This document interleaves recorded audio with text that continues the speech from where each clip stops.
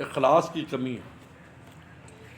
یہ جو اللہ پر رہ کر پھر نکل جاتے طول صحبت کے باوجود بھی، اس میں پہلی بات ہوتی ہے کہ ان میں اخلاص کی کمی ہوتی ہے، اور اغراض اور چیزیں ہوتی ہیں جو پہلے ذہن میں نہ ہو لیکن بعد میں آنے لگ جاتی ہیں.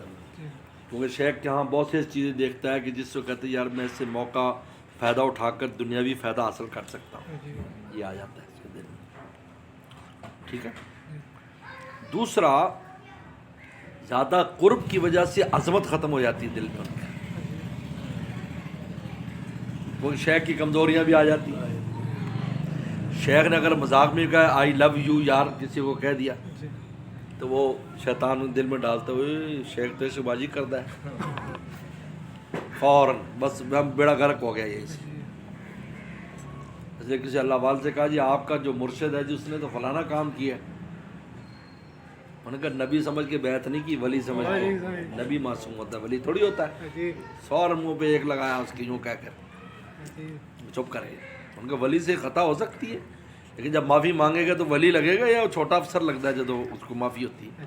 کسی افسر کو اگر ٹرمینیٹ کر دیتے ہیں کسی جرم کی وجہ سے تو جب وہ معافی مانگ لیتا ہے تو اس کو اسی افسر لگتا ہے چپڑاسی لگاتے ہیں، ولی پھر ولی ہو جائے گا، اللہ معاف کر سکتے پھر ولی اسی مقام پر بلکہ کبھی آگے نکال دیتے ہیں. بابا آدم پہلے تو اوپر تھے، تھلے آئے تو نبیوں اور اللہ کے خلیفہ بن گیا اور پھر نبیوں کے باپ بن گئے اور ایمان والوں کے باپ بن گئے. کہاں سے کہاں بات پہنچ گئی. یہ میں نے دیکھا ہمارے حضرت کے ہاں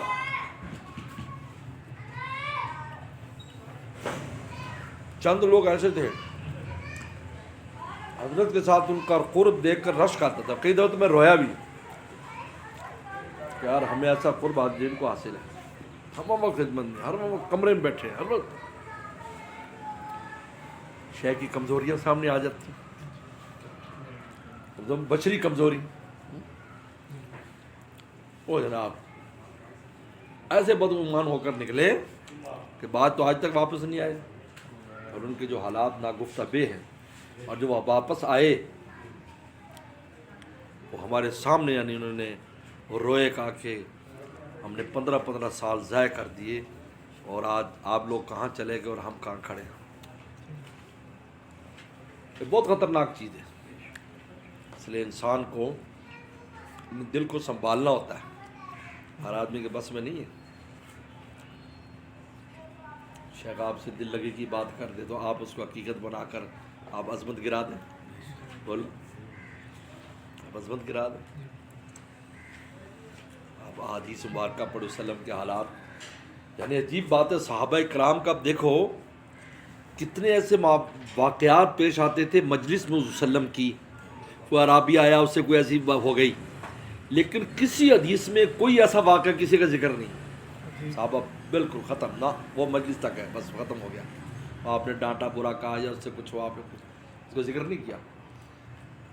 فرمایا اس لیے فلتات جو تھے نا آپ کی مجلس کی، جو ایسی باتیں ہوتی تھی صحابہ کبھی نہیں پھیلاتے تھے. آج تک ذکر نہیں آیا آپ کا، آج تک ذکر نہیں آیا کہ آپ نے کسی کو اس کا کہا ہو یا کچھ ایسی بات کی ہو، توہین کسی کی بےزتی کی ہو، کچھ کوئی ذکر ہی نہیں. وہ یہ چیزیں کر دیتی، انسان کو گمراہ ہو جاتا ہے، عظمت کی کمی آ جاتی ہے. لیکن جس انسان کے اس کے دل ہو تو وہ تھوڑا فاصلے سے رہے، اندر نہ گھسے. آسان کام نہیں ہے.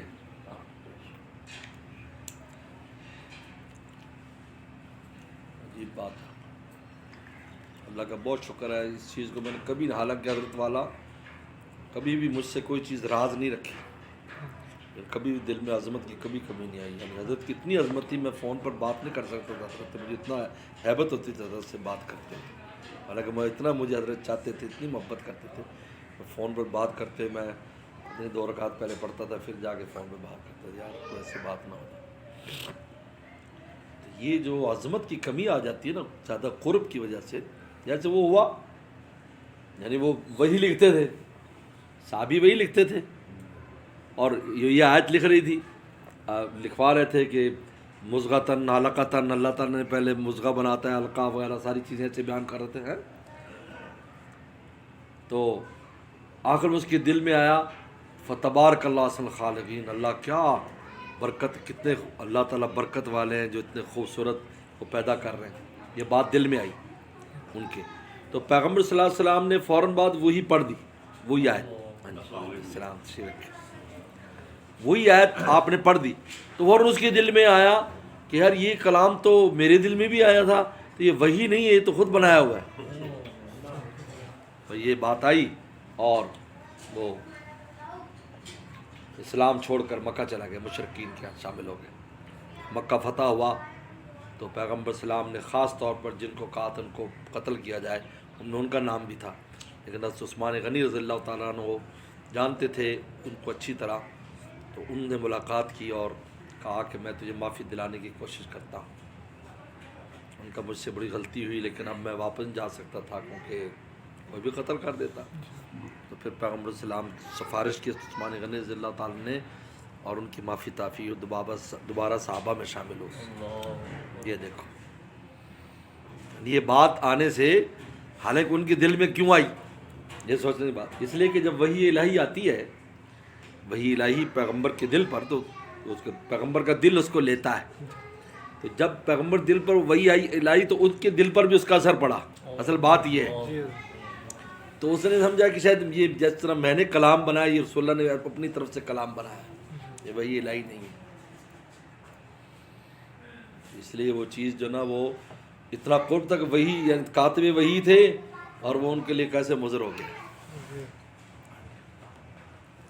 اس لیے آپ نے باشی سے کہا تھا کہ یہ وجہ کا نہیں، آج کہا تھا میرے سامنے نہیں آنا، آپ تم بس جاؤ، مسلمان ہو گئے ہو، جاؤ بس. اب اور صحابہ میں رہے، کتنے بڑے صحابی بنے اور کتنا بڑا کام کیا انہوں نے. مسیلمہ کذاب کو قتل کرنے والے وہ تھے. فرمایا میرے سامنے تمہیں قریب رہنا صحیح نہیں، تمہارے قریب رہنے سے مجھے بھی تکلیف ہوگی جس سے تجھے نقصان ہوگا، جاؤ. یہ وجہ کا نہیں. بہرحال خیال خیریت.